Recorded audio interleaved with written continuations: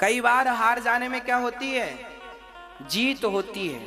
इसलिए पाकिस्तान से युद्ध करने का अवसर आए हमें तो हमें वहां जीतना है। आतंकवादियों से लड़ने का मौका लगे तो वहां हमें जीतना है। जब भी हम भारत के गद्दारों से लड़ें तो हम जीतें, जब भी अपने दुश्मन से लड़ें तो जीतें। पर जब भी तुम्हारा झगड़ा तुम्हारे सगे भाई से हो तो भाई से जीतने का प्रयास कभी ना करना। झगड़ा पति से हो तो जीतने का प्रयास ना करना। झगड़ा माँ से हो तो जीतने का प्रयास ना करना। अपनों के रिश्तों में सदा हार जाना, क्योंकि इनकी हार में ही तुम्हारी जीत छिपी है। इन रिश्तों में भाई से तुम जीत कर क्या करोगे? भाई से जीत कर, वाह मैं भाई से जीत गया, पागल, भाई से जीत गया। आतंकवादियों से जीतते, पाकिस्तान से जीतते तो हम मानते कि हां जीत गए तुम। भाई से क्या जीत गए तुम? क्यों जीतने का प्रयास, हार क्यों नहीं गए? भाई डांट रहा, सुन लो ना।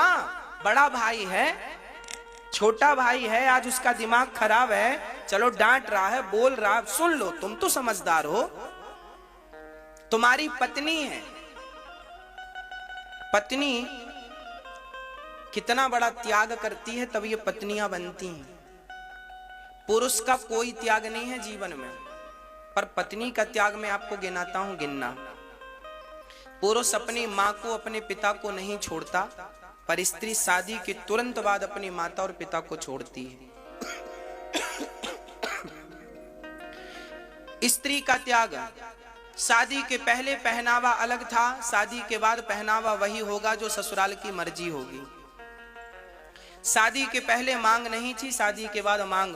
माथा मेरा है पर सिंदूर पति के नाम का होगा, हाथ मेरा है पर चूड़ी पति के नाम की होगी, गला मेरा है पर मंगलसूत्र पति के नाम का होगा, पांव मेरा है पर माहौर पति के नाम का होगा, कान मेरे हैं पर बाले पति के नाम के होंगे, पेट मेरा है पर बच्चा पति का है, रक्त मेरा बहेगा, पेट मेरा फटेगा, पर बेटे को नाम मां का नहीं मिलता, बेटे को नाम बाप का मिलता है।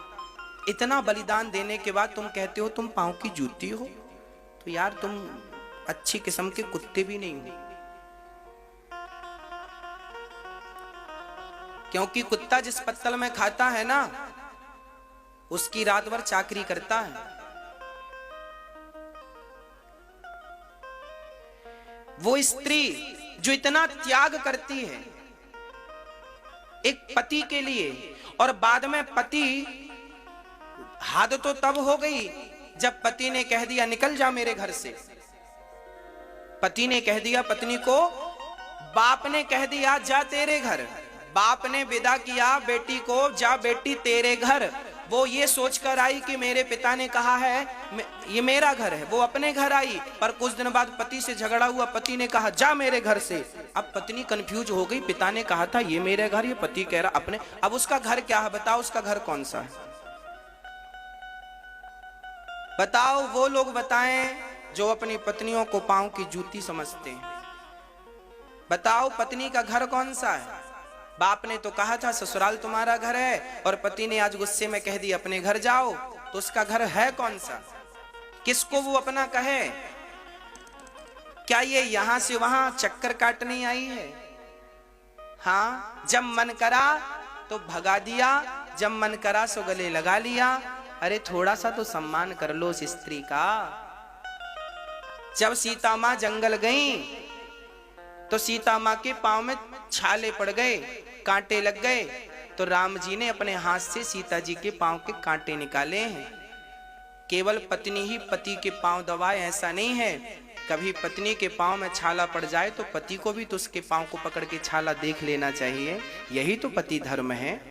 माता सीता जब वनवास गई थी, माता सीता वनवास गई थी, तो माता सीता से वनवासी कपड़े पहनना नहीं आते थे, क्योंकि वो राजसी कपड़े पहनती थी, और उनके कपड़े वनवासी कैसे पहने उनसे आता नहीं था।